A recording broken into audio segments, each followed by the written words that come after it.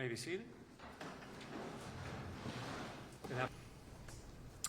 And with that, we'll hear our argument in the scheduled case of Epic Games versus Apple. Mr. Goldstein, you may proceed.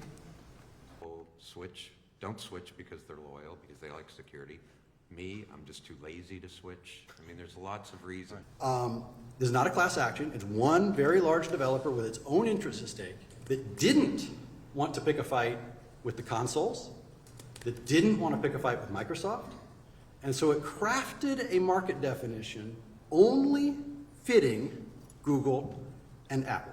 642 of the excerpts of record, it's DPLA section 10, has 6 separate. We are telling you, if you use our software, it's a licensing agreement. If you use our software to create an app, you have to submit it through the App Store. That is a unilateral imposition as part of a licensing agreement, which under the Justice Department's IP licensing guidelines at page 9 and 10 is clearly pro-competitive. Strong evidence of monopoly power.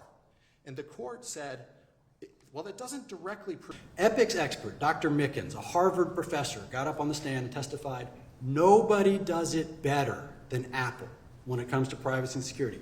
Mr. Sweeney, the CEO of Epic Games, testified that he uses an Apple phone because it protects his security and privacy better than anybody else. Dr. Evans, Professor Athey, Epic's expert witnesses both testified that security and privacy are pro-competitive justifications and that Apple had an edge over the competition based on security and privacy. Consider the pricing app. We think it considered it.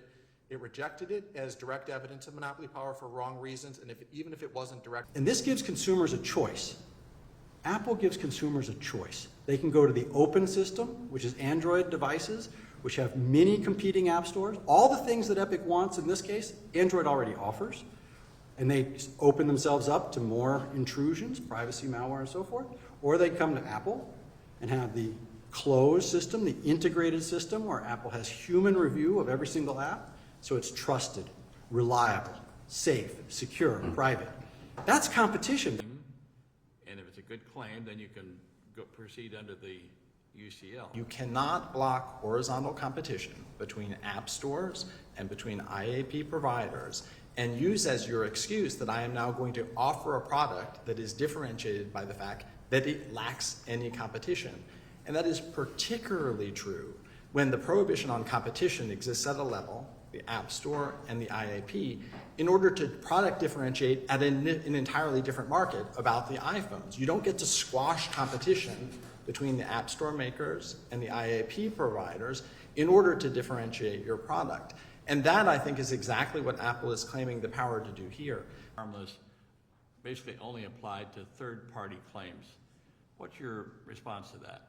We are a would-be competitor. That's the role that we're playing here. You are a competitor. Your Honor, if so, we've got no customers. We want to have an app store. Apple says you are not allowed to have that app store. We want to offer in-app payments to iPhone users. We are not allowed to do it. We're a would-be competitor. The district court was very clear about that.